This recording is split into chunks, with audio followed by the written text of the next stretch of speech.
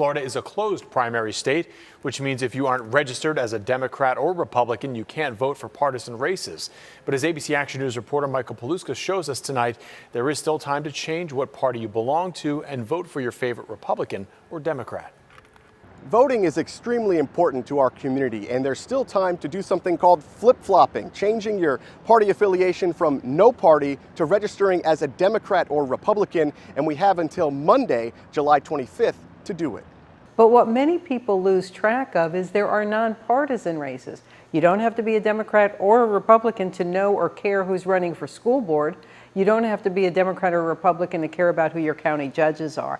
And those races are also on the August ballot. Lori Edwards, the Supervisor of Elections for Polk County, is in her busy season, but she took the time to give us a tour of the work at their headquarters on the ground, introducing us to volunteer election workers in training, and she showed us the brand new 495 advanced computer systems called electronic poll books that are getting programmed one by one to ensure safe, fair, and accurate elections. They're in constant communication with the state of Florida and all other election offices. And so that's a big, important security measure that keeps your record current so that you don't vote in one county and then move to another county and try to vote. Do you feel like maybe we should switch over and open up our state to independents to be able to vote in the primaries?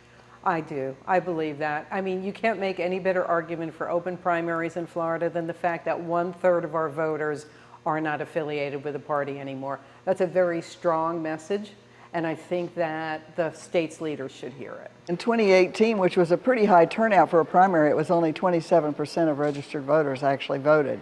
We're expecting a little bit higher this time because we've got a lot of competitive races up and down the ballot. ABC Action News political expert Dr. Susan McManus says one nonpartisan race for school board is heating up. Has it been this divisive politically with school boards at state and local levels? Have you ever seen it this bad? No, and the Gallup poll recently found not only that confidence in public schools was on the decline, but also concluded that this is the most partisan divide that we've ever seen in school politics. Turnout in primaries is historically lower than the general election. A wild swing would be maybe 5 points more or less.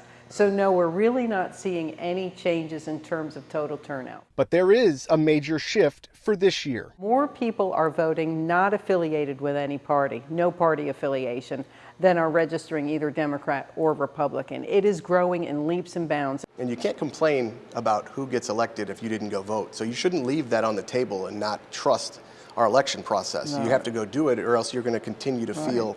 The old saying is, if you don't vote, don't complain. And that's what a lot of people should keep in mind. If they're complaining and they're not voting, they're wasting an opportunity to weigh in. In Polk County, Michael Paluska, ABC Action News.